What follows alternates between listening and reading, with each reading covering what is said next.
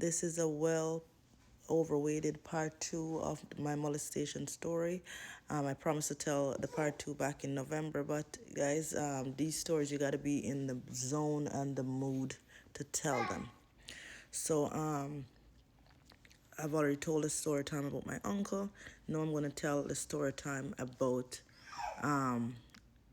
another man that was with one of my family member that tried to do the big thing with me, but I'm gonna tell it so I don't violate the next person because I don't want to put her name out there, the person.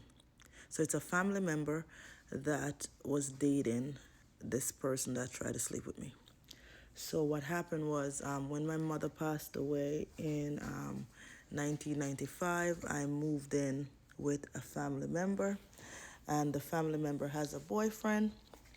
And I was there. I just moved in, and after being there, the family member wanted me to see her work and see the new spots in Montego Bay. So then, because I was from the country and I never see, it's easier, guys. You guys probably wonder, why don't you do a sit down video? But it's much easier for me to tell the story this way because if I get a little bit down about it, I can stop and come back. I can do the same with the video, but it's just kind of different to do a voiceover. I was just doing a wash day and I just decided to do the video, the story time like this. So I moved in with my family member and her boyfriend. So when I moved in, she was working at a restaurant and she wanted me to see the place and see the city and all of that. So she's like, okay, I'm going to go to work and then have him drop you off.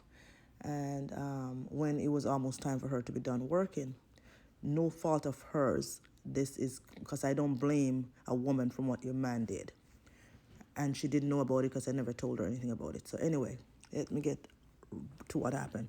So she went to work and I lay down to take a nap in the afternoon. She went to work like around 3 o'clock and he was supposed to drop me off later on that day, that evening, to go to her job. So anyway, I was in bed laying down having a nap and then I was woke up by somebody shaking me. And there was no one else home but her boyfriend. So I'm like, I was startled, so I just jumped up to see what was going on. And her boyfriend was there, naked, completely naked, trying to climb on top of me. All 300, I would say he probably was about 350 pounds. Guys, just imagine you're watching a grown woman telling you the story right now. But just imagine as a 14-year-old child and a man that size, naked, in the room trying to climb on top of you. When I said it was such a frightening and traumatic moment, as I tell you guys about the safety kit that you build, that you put these incident in and tuck them away. Well, this is one of them.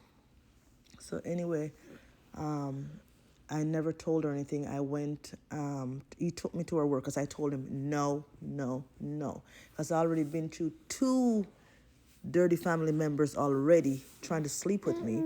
One did it for years, molested me for years, and then the other one I literally have to fight off. I'll tell the story about that another time. But this one, I said no, no, no, because I felt like I was smart enough and know right from wrong. My uncle's story that I told, I'm going to link that in the card, where he molested me. I was only a small child then. This time I was 14 years old, still petrified of a grown man trying to climb on top of me. He didn't even come in dressed and be like, let me check to see what she was going to do. No, but he comes in naked, fresh out the shower, try to climb on top of me. And I told him no, no, no. So what happened was, after that, the house was dead silent. I locked the door, he left the room, and I felt so uncomfortable. I did not know what to do because I was in his house, because the family member had her own place, but she was basically living with him. I think she kept her own place as security. She kept that place for a long time. And number one, he was very abusive to her because I've seen him abuse her. But after him trying to sleep with me, and I'm like, no, he drove me to her workplace that evening. And when I tell you guys, it was like, this is what I said, you need to watch changes in a child. It was like somebody died for me all over again. My mom just passed away. like probably a week or so earlier. And then this incident with this grown man trying to climb on top of me. When I said the man was a big fat man. Anyway, after I bypassed that incident, I went back home with her after we did what we were supposed to do. She showed me around and whatever. Showed me the nice beaches and stuff like that because I was from the country, never seen the city. I've been to the city, but not really like explore. So then after she showed me around and I went back to her place, the next day her best friend was spending some time with me and I'm like, can I come to your house? And she's like, oh my God, of course. Because she had a sister and I asked her, can I come to your place? And she's like, yeah, because my family member and this lady was best friend for years. So I'm so familiar with her. So she was like a sister to me. So I asked her, can I come to her house? And she's like, of course. So just like that, guys, I move in with her best friend because I didn't want to be around her man. And she never put two and two together. She never asked anything about it. Guys, that's why I'm telling you guys, please watch the warning sign in kids. Why would I want to be with another person over my family member? So I ended up moving in with that family member, which that family member and my sister worked together. They were best friends for years. I've known her for years. So to her, it probably wasn't, I would say it was still a weird request to live with her best friend. But anyway, this incident happened. I tucked the incident away for years. And I'll tell you what brought this incident up and how I was able to tell her years later that her man tried to sleep with me. Okay, so excuse me. I went I went back to Jamaica. So I was grown up by then, started having my kids and everything. I went back to Jamaica and I have another family member who my sister that used to live with me, my younger sister, the one that passed away. She lived with me for years. And when I went to Jamaica, she was struggling, like financially. She was struggling. Half the time, whenever she was out of a job, she was like struggling to stay on her feet. Can't keep a place on her own, or she was just struggling altogether. And I was saying to her, why don't you go visit this person more? Because this person always help us out. Like, she's like our rock. She always helps us. And you know she's going to help you and you can help her with her kids and whatever. And she's like, no, I don't want to go over there. I don't want to go there. So when I asked her why, she told me that the person's boyfriend is trying to sleep with her. So I'm like, oh my God. I never said anything to my younger sister, but I'm thinking I've already been through a boyfriend situation with her, so I'm going to talk to her about it. Because by then, guys, it's easier once you're grown to talk to people about it. As a child, you just close that off. You don't know what to say. Some kids speak up based on how the relationship they have with the person and how comfortable they feel, like they can tell the story to that person or they can talk to that person.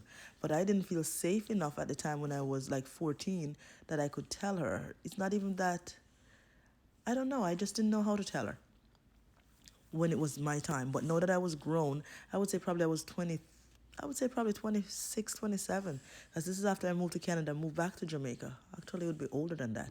But either way, guys, I went back, and when my younger sister told me that she wasn't visiting this family member very often because her boyfriend tried to sleep with her. So then I decided, okay, today I'm going to talk to her about it. So then when I went to tell her about this story about her man trying to sleep with my sister, she's like, no, no, no, no, that did not happen. I know he wouldn't do that. And guys, I'm going to tell you what made me lose my mind. After telling her this happened to my younger sister, she's going to be like, no, he wouldn't do that. He cheat on me. But do you see the kind of woman that he sleep with?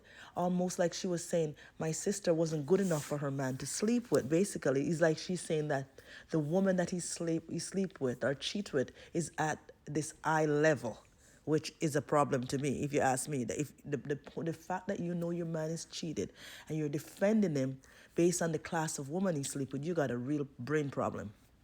But anyway, guys, after she still was so defensive that he didn't do it, I said, okay, did you know that your man, when I was 14-year-old, tried to sleep with me? She's like, no, he didn't. Her mouth was on the floor. You'd need a shovel. You would need a shovel to pick her cheek up or her jawbone off the floor, because she's saying no, he didn't. I said, okay, what proof do you need? Do you need me to explain the size of his wiener that he walked into my room naked, Do you want me explain to you? And I said, it's this much. This is the size of it.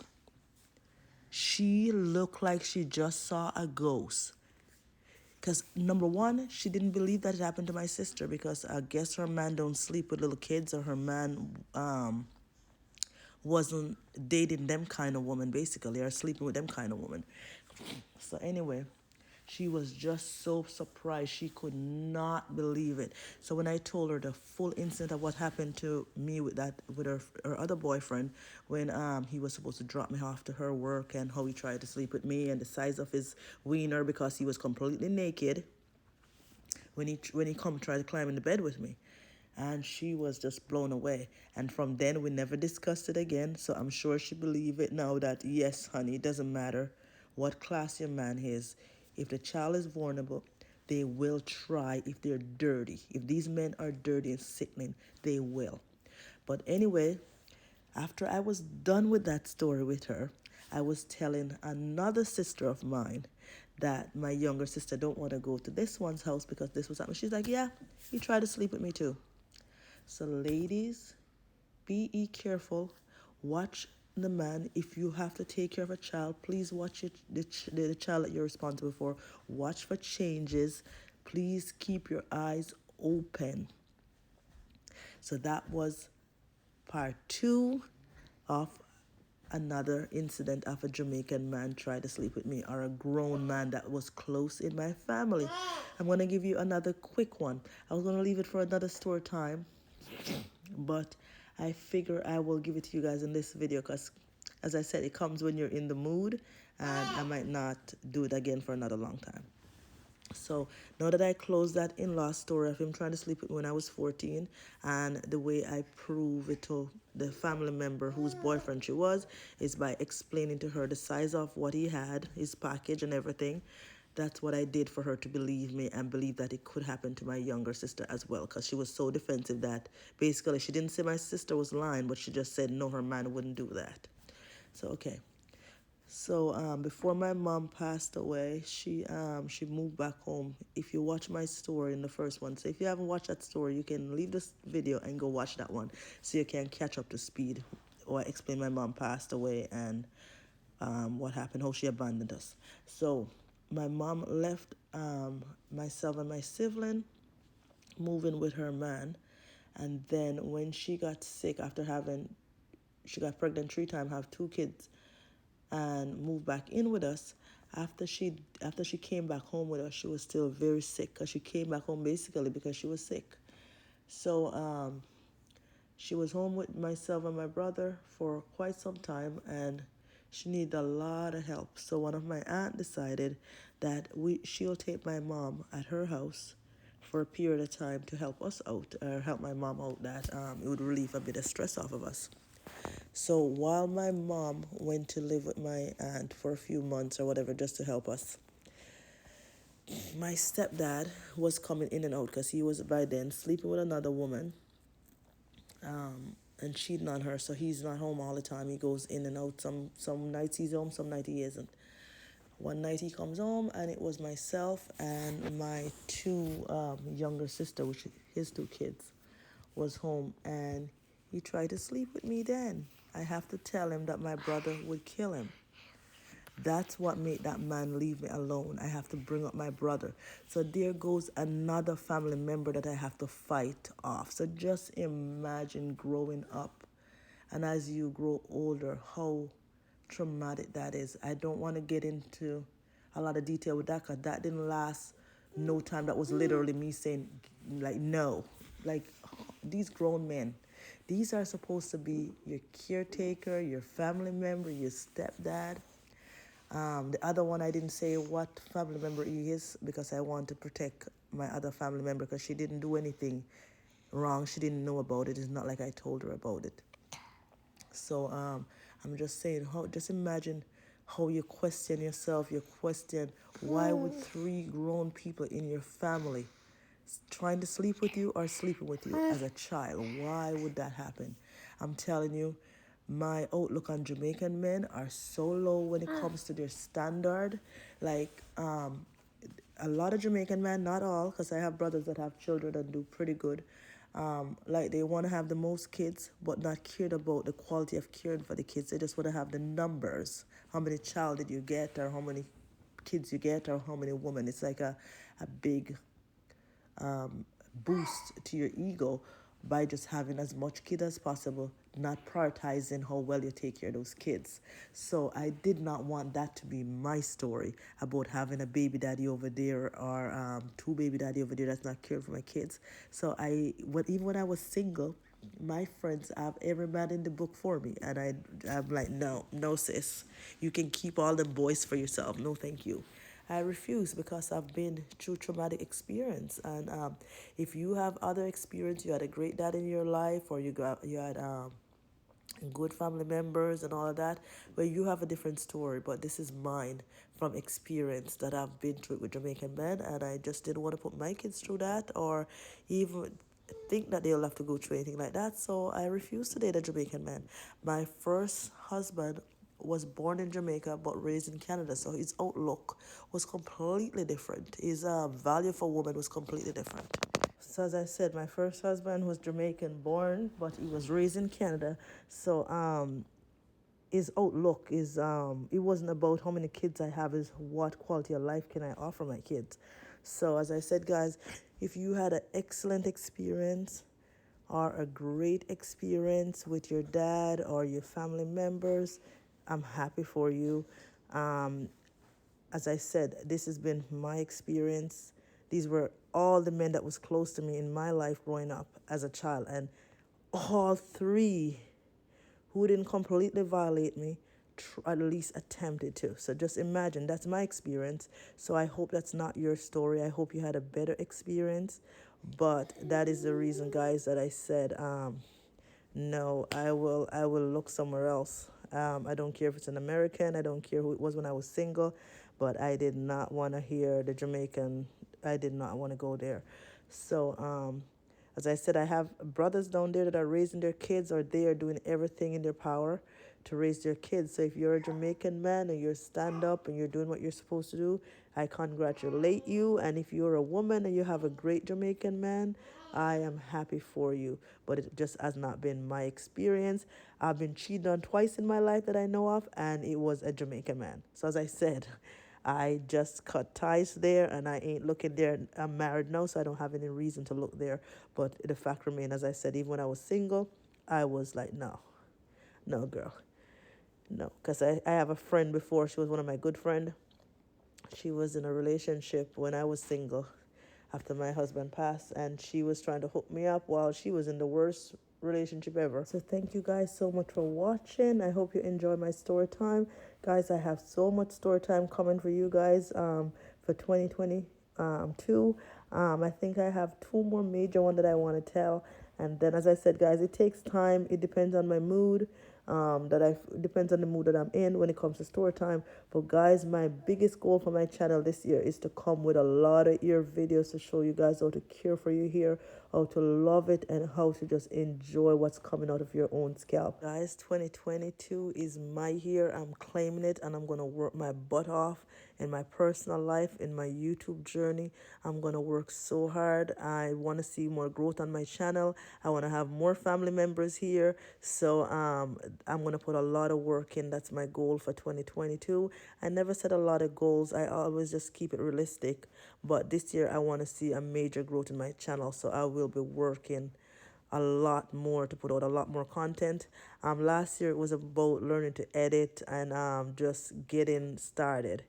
And now that I'm here, I've learned so much, and this year I'm going to put it all into action.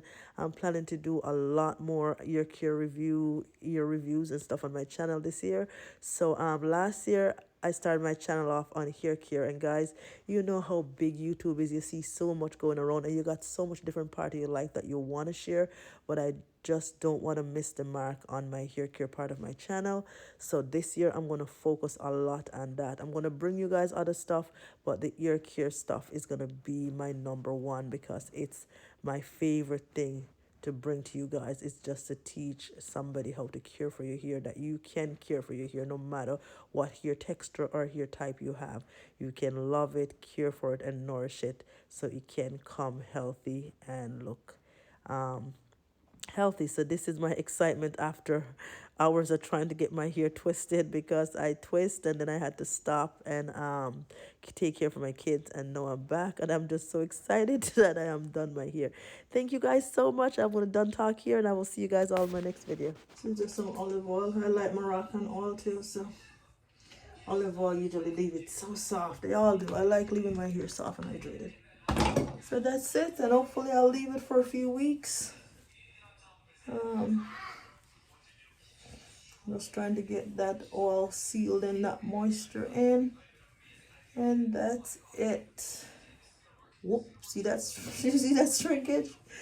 Look at this.